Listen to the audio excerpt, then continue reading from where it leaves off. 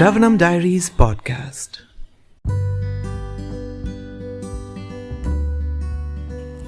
Hare Krishna, we are continuing to read Bhagavad Gita as it is, the book by His Divine Grace Abhay Charanaravinda Bhaktivedanta Swami Srila Prabhupada. Chapter 14, The Three Modes of Nature, text 20. Gunanetana trin dehi deha samudbhavan Janma mrityu jara dukhair vimuktam ritamashnute. When the embodied being is able to transcend these three modes associated with the material body, he can become free from birth, death, old age, and their distresses, and can enjoy nectar even in this life. Purport. How one can stay in the transcendental position even in this body, in full Krishna consciousness, is explained in this verse. The Sanskrit word dehi means embodied.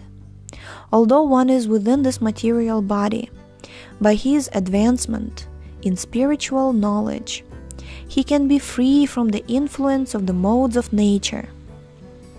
He can enjoy the happiness of spiritual life, even in this body, because after leaving this body, he is certainly going to the spiritual sky. But even in this body, he can enjoy spiritual happiness. In other words, devotional service in Krishna consciousness is the sign of liberation from material entanglement.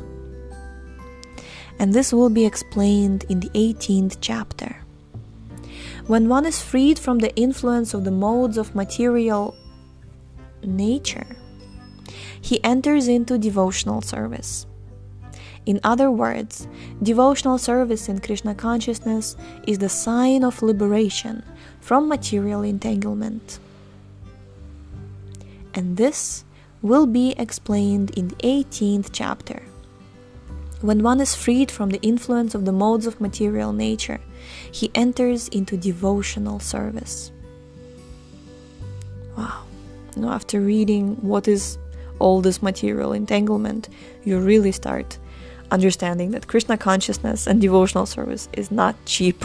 It's something very, very elevated. It's really something. It's a very high goal. Because being Krishna conscious means you are freed from the influence of the modes of material nature. And you are enjoying spiritual happiness. Jai. Text 21. Arjuna uvacha karlingai stringunan etan atito bhavati prabho kim achara katham chaitams tringunan ativartate.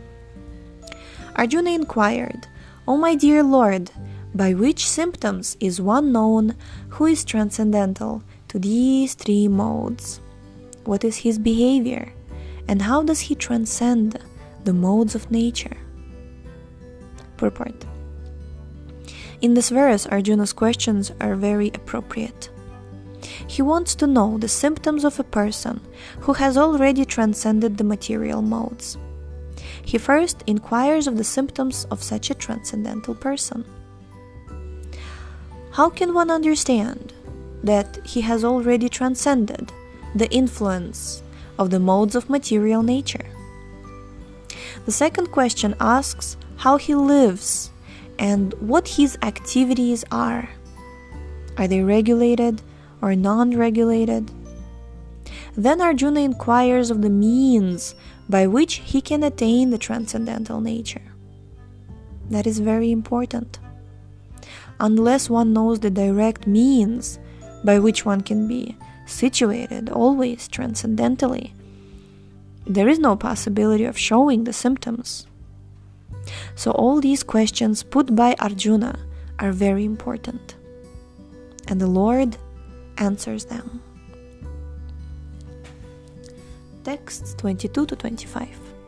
Shri Bhagavan uvacha prakasham cha pravrittim cha moham eva cha pandava nadveshti sampravrittani nanivrittani kankshati udasina vadasino gunaryo na vichalyate gunavartanta ityevam yo vatishtati ningate samadukha sukha svastha samaloštashma kanchana tulya priya priyodhiras tulya nindatma samstuti manapamanayo's tulyas tulyo mitrari pakshayo sarvarambha parityagi gunatitah sa uchyate. The Supreme Personality of Godhead said, O son of Pandu, he who does not hate illumination, attachment, and delusion when they're present, or long for them when they disappear, who is unwavering and undisturbed through all these reactions of the material qualities, remaining neutral and transcendental, knowing that the modes alone are active, who is situated in the self and regards alike happiness and distress, who looks upon a lump of earth, a stone, and a piece of gold with an equal eye, who is equal toward the desirable and the undesirable, who is steady, situated equally well in praise and blame, honor and dishonor, who treats alike both friend and enemy, and who has renounced all material activities. Such a person is said to have transcended the modes of nature.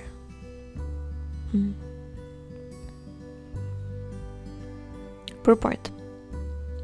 Arjuna submitted 3 different questions, and the Lord answers them one after another. In these verses, Krishna first indicates that a person transcendentally situated has no envy and does not hanker for anything. When a living entity stays in this material world, embodied by the material body, it is to be understood that he is under the control of one of the 3 modes of material nature. When he is actually out of the body, then he is out of the clutches of the material modes of nature. But as long as he is not out of the material body, he should be neutral. He should engage himself in the devotional service of the Lord, so that his identity with the material body will automatically be forgotten. When one is conscious of the material body, he acts only for sense gratification.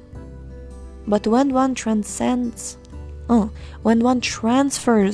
the consciousness to Krishna, sense gratification automatically stops. One does not need this material body, and he does not need to accept the dictations of the material body. The qualities of the material modes in the body will act, but as spirit soul, the self is aloof from such activities. How does he become aloof? He does not desire to enjoy the body, nor does he desire to get out of it. This is important, right? There should be both. Okay. Thus, transcendentally situated, the devotee becomes automatically free. He does not try to become free from the influence of the modes of material nature. So there is no separate process of endeavor to the freedom of the influence. It just comes automatically. You don't try for that. The next question concerns the dealings of a transcendentally situated person. Dealings. The materially situated person is affected by so-called honor and dishonor and offered to the body. So he is affected by honor and dishonor offered to the body. But the transcendentally situated person is not affected by such false honor and dishonor. He performs his duty in Krishna consciousness and does not mind whether a man honors or dishonors him. That's a nice test to put yourself. Do you mind if somebody dishonors you? Do you really mind?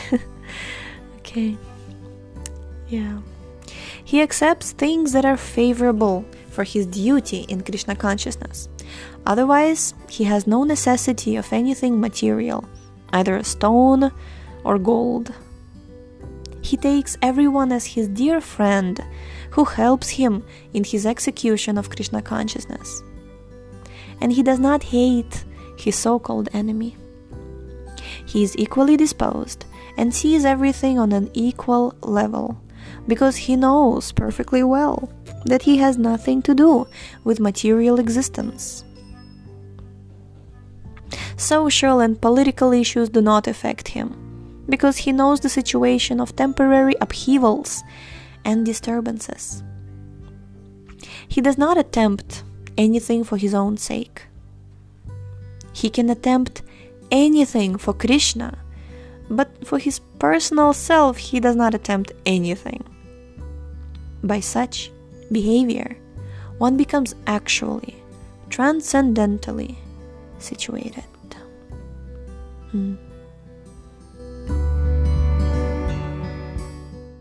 Thank you so much for tuning in today. The book links, previous episodes timeline, and biography of the author can be found on shravanamdiaries.com. The link is in the description, and we shall see you tomorrow. Hare Krishna, Krishna Krishna.